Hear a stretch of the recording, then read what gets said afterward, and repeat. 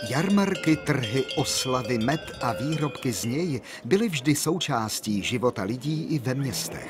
Med z Vysokých Tater je navíc ekologický. 10 rokov sme sa rozhodovali, či začať, či nezačať včeláriť. Nakoniec sme sa rozhodli správne a 7 rokov nás to už baví a tu sú nejaké naše zážitky. Fotografické spomienky. Tak. Na našu prácu. Aspoň doma máme takto včielky v digitálnej podobe. Pri včelárení vlastne prídete na cyklus toho, ako prebieha rok, ako žijú včely, ako kvitnú rastliny, aké je počasie, či je teplo, či je zima. A toto vlastne projekt Včely v meste chcel doviesť tú prírodu do mesta, pretože v konečnom dôsledku v meste môže byť aj čistejšie životné prostredie, keď tam nerátame možno nejaký extrém nejakého smogu, lebo nie je tam poľnohospodárstvo.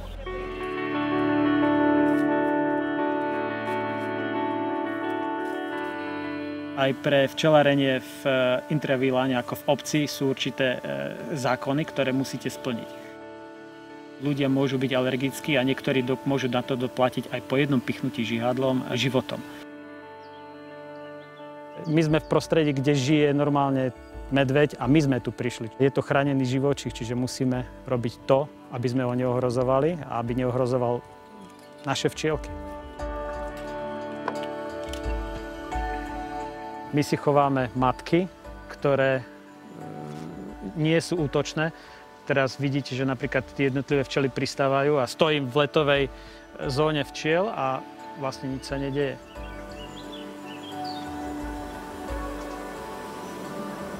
Na jednotlivých včelách možno je vidno, ako nosia pelové obnôžky.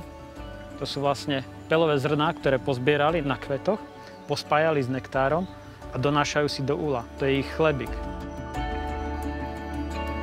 Tu je také včelárenie, že my tu nemávame repku alebo slnečnicu alebo iné poľnohospodárske plodiny. Nechodíme na polia kočovať, včelárime len tu, takže mávame len z tatranských lúk a z tatranských lesov med, bez postrekov a bez všetkého. Dymak používame pri práci na to, aby sme včielky z vrchu trochu podymili. Oni sa idú nasosať medíku a potom vlastne nevybehnú na nás, nie sú útočné.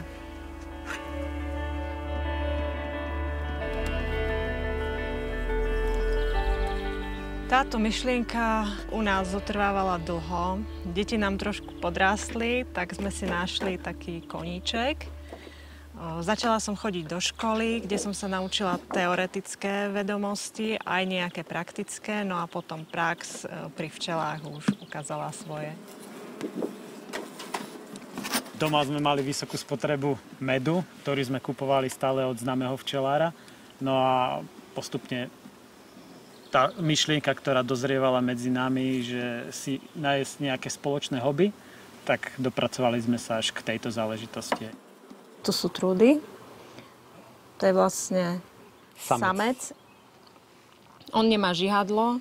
To biele po krajoch je zaviečkovaný med. Čiže už dokončený, hotový pre nich.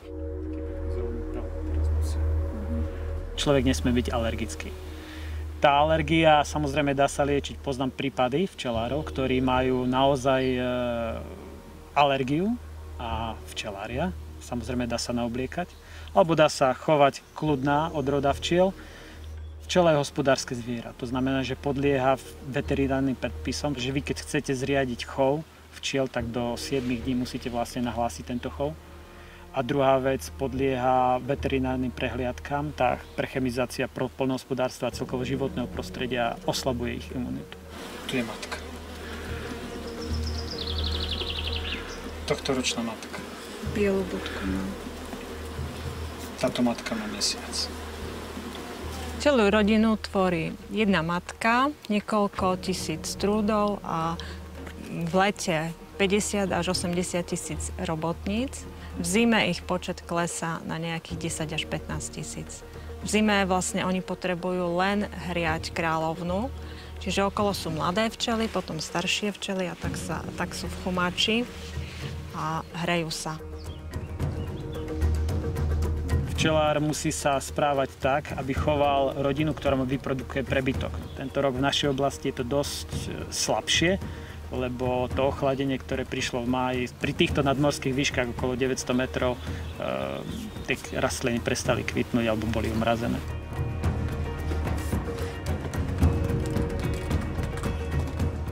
Naše deti majú záujem o včelárenie, pomáhajú nám pri včelách, snažia sa. Chlapci áno, dcera trošku. Troška sa bojí. Trošku sa ona viac bojí. Tak má dlhé vlasy, no. Ale chlapci nám dosť pomáhajú. Tieto včely vidno, ako pomaličky dorábajú ten nektár na definitívny produkt na med. Jedna včielka za celý svoj život donesie pol čajovej lyžičky medu. Ona sa vlastne upracuje, potom vyletí z úla nakoniec, keď už cíti, že sa blíži jej koniec a zomiera vonku. Vidno, jaký detail na tých krídelkách, včela má opotrebované krídelky. Keď vám robia včely kvalitu, tak sa dopracujete k dobrým zákazníkom, k ľuďom, k známym, ku tým, ktorí majú radi dobrý slovenský med. Poďte okoštovať medy. Ďakujem.